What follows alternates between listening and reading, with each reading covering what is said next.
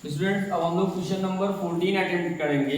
यहाँ पर लिखा है कि sand is powering from a pipe at the rate of 12 centimetre cube पर सेकेंड। यहाँ पर क्या है, सैंड जो है वो एक सिलेंड्रिकल पाइप का मतलब पाइप का शेप आपका सिलेंड्रिकल ही होता है, उससे जो है गिर रहा है ग्राउंड पर और इकट्ठा होकर के कोनिकल शेप बना रहा है। कैसा शेप बना रहा है? कोनिकल शेप बना रहा है। तो ये क्वेश्चन कह रहा है sand is powering from a pipe at the rate of 12 centimetre cube पर सेकेंड। ठीक है, यानी कि यहाँ पर जो आपका dV/dt है ये कितना दिया है? ये दिया है 12 सेंटीमीटर का क्यूब पर सेकेंड दिया है। ठीक है, आगे क्या कह रहा है कि the falling sand forms a cone on the ground. ये जो सैंड जमीन पर गिर रहा है तो एक कोनिकल शेप बना रहा है on the ground in such a way that the height of the cone, इसकी जो हाइट है, ठीक है, ये हाइट होगा, ये मान लीजिए रेडियस होगा, ये आपका h है हाइट और ये इसका r है। ठीक है, तो height of the cone such that the height of the cone is always 1/6 of the radius of these, यानी कि h is equal to r/6 ये दिया है हमको क्वेश्चन में। ये दो चीजें दी गई, एक ये दिया है, एक दूसरा ये दिया है।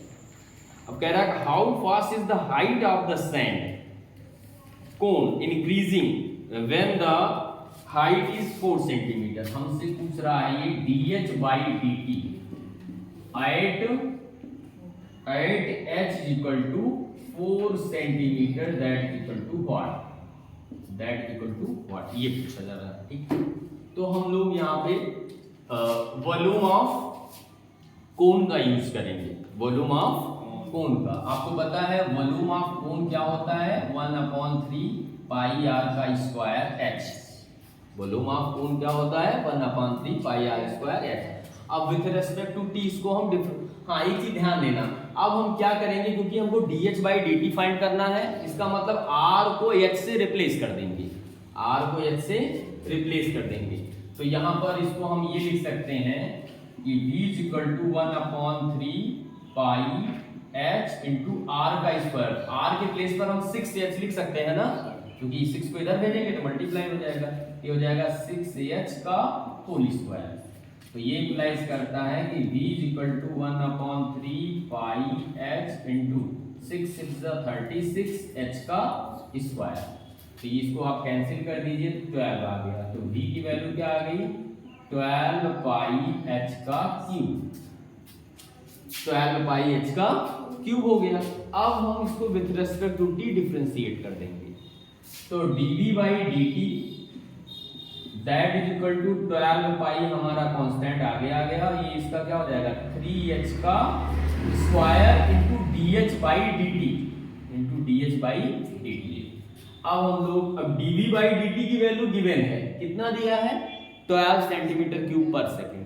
इसके प्लेस पर हम 12 यूज कर लेंगे, यहाँ 12 पाई और इंटू 3h का स्क्वायर और यहाँ पे आपका dH/dt हो गया। ठीक है, अब 12 से 12 क्या हो गया? कैंसिल हो गया। अल्टीमेट क्या हो गया? dH/dt की वैल्यू क्या आ गई?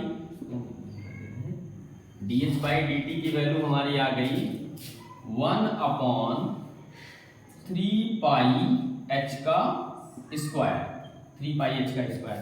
हमको dH/dt की वैल्यू कब निकाली? जब h इक्वल टू 4 हो, जब h इक्वल टू 4 हो।